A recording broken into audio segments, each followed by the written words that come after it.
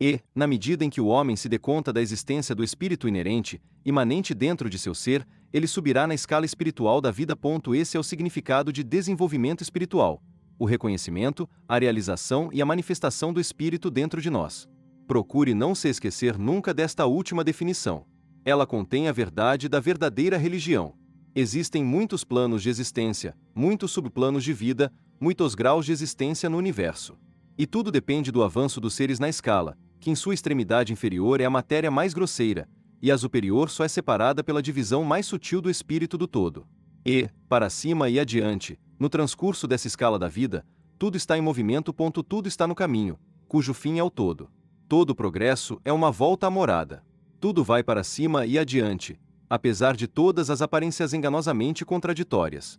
Essa é a mensagem dos iluminados. Os preceitos herméticos relativos ao processo da criação mental do universo ensinam que, no começo do ciclo de criação, o todo, em seu aspecto de ser, projeta sua vontade sobre seu aspecto de vir a ser, e inicia-se o processo de criação.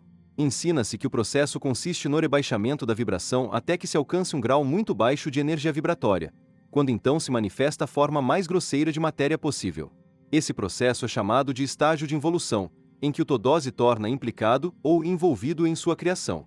Os hermetistas acreditam que esse processo tem uma correspondência com o processo mental de um artista, escritor ou inventor, que se envolve tão estreitamente com sua própria criação mental que quase se esquece de sua própria existência e que, durante esse período provisório, quase vive em sua criação.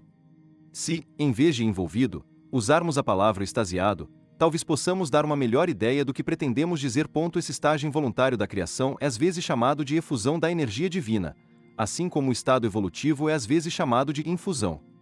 Considera-se que o polo extremo do processo criativo seja o mais distanciado do todo, enquanto o início do estágio evolutivo é tido como o princípio da oscilação de retorno de pêndulo do ritmo, uma ideia de volta à casa que se encontra em todos os preceitos herméticos. Os preceitos ensinam que, durante a efusão, as vibrações tornam-se cada vez mais baixas até que, finalmente, o impulso cessa e a oscilação de retorno tem início. Mas há uma diferença. Enquanto na efusão as forças criadoras se manifestam compactamente como um todo, desde o início do estágio evolutivo ou de absorção manifesta-se a lei da individualização, isto é, a tendência a separar em unidades de força, até que finalmente aquilo que se separou do todo como energia não individualizada retorna à sua origem como incontáveis unidades de força poderosamente desenvolvidas, depois de ter alcançado os mais altos graus da escala por meio da evolução física, mental e espiritual. Os antigos hermetistas usam a palavra meditação para descrever o processo da criação mental do universo na mente do todo. Também empregam frequentemente a palavra contemplação. Contudo, a ideia pretendida parece ter sido aquela do uso da atenção divina. A palavra atenção provém de uma raiz latina que significa estender-se, desdobrar-se. Portanto, o ato de atenção é realmente um desdobramento, uma extensão da energia mental, de modo que a ideia subjacente é prontamente entendida quando examinamos o significado real da atenção. Os preceitos herméticos acerca do processo de evolução são os que apresentamos a seguir. O todo, tendo refletido sobre o princípio da criação, tendo, assim, estabelecido os fundamentos materiais do universo, tendo-o trazido à existência por meio de sua formulação mental, gradualmente desperta da sua meditação, e assim, começa a manifestar o processo de evolução nos planos material, mental e espiritual, sucessivamente e em ordem. É assim que começa o movimento de ascensão, e tudo passa a mover-se em direção ao espiritual. A matéria torna-se menos grosseira, as unidades passam a existir, as combinações começam a se formar, a vida aparece e manifesta-se em formas cada vez mais elevadas, e a mente entra em processo de evidência cada vez maior. As vibrações aumentam cada vez mais rapidamente. Em suma, todo o processo da evolução, em todas as suas fases, tem início e realiza-se de acordo com as leis estabelecidas do processo de infusão. Tudo isso ocupa imensuráveis éons do tempo do homem, cada um dos quais contém incontáveis milhões de anos. Ainda assim, porém, os iluminados nos ensinam que a criação completa de um universo, aí incluídas a involução e a evolução, mal chega a ser um piscar de olhos para o todo. No fim dos inúmeros ciclos de éons de tempo, o todo afasta sua atenção, sua contemplação e meditação do universo, pois a grande obra está terminada e tudo se retira para o todo, de onde proveio. Contudo, ó mistério dos mistérios! O espírito de cada alma não é aniquilado, mas sim infinitamente expandido. Confundem-se a criatura e o Criador. Tal é o relato do iluminado, o exemplo acima apresentado da meditação, e do subsequente despertar da meditação do todo, é sem dúvida apenas uma tentativa, da parte dos mestres, para descrever o processo infinito por um exemplo finito. E ainda, assim em cima como embaixo. Existe apenas uma diferença de grau.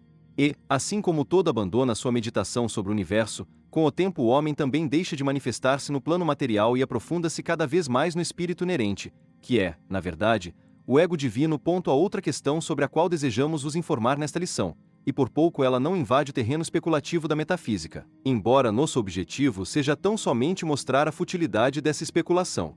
Aludimos à questão que inevitavelmente vem à mente de todos os pensadores que se aventuraram a investigar a verdade. A pergunta é: por que o todo cria os universos?